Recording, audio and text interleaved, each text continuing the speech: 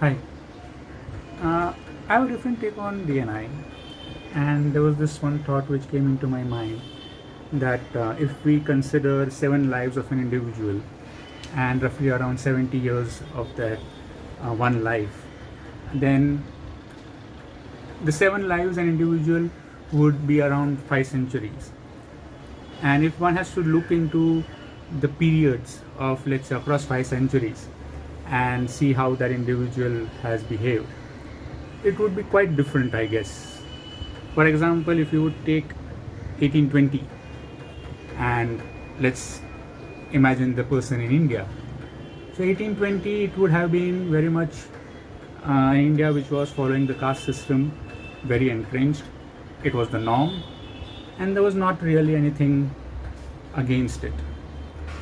If you do 1 century ahead, in 1920, things changed. There were some propagators of including people from other castes into other in many areas, temples, etc. And so that was the beginning of the inclusion. 100 years down the line, in 2020, it is predominantly the norm. There is hardly any caste bias that one would obviously see, but you still do have cases, you still do have instances of honor killing.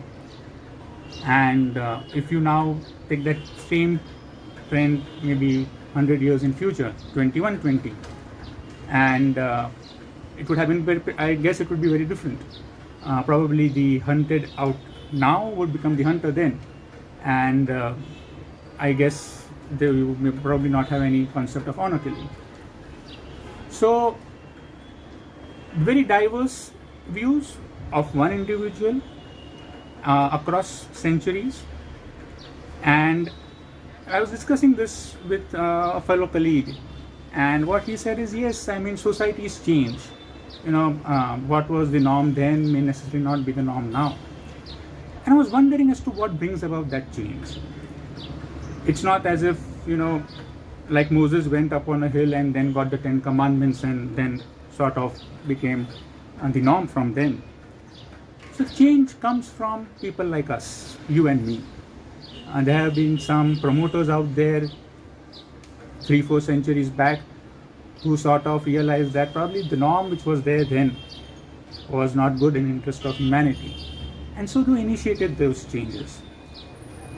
And so it depends on us as to how we embrace certain notions which were there in the past may necessarily not be true. Those which have been brought down by our elders or people in authority out now necessarily may not hold true for the next century. And we need to be open. We need to be open for realizing that and understanding that maybe what we have learned over the years needs some sort of a reflection and deep understanding as to, is that something that humanity can accept going forward. So that's my piece of thought under the diversity and inclusion piece. And I do hope that as an individual, I don't end up doing something now which maybe my future self, when he goes and looks back, is ashamed of it. Thank you. Bye.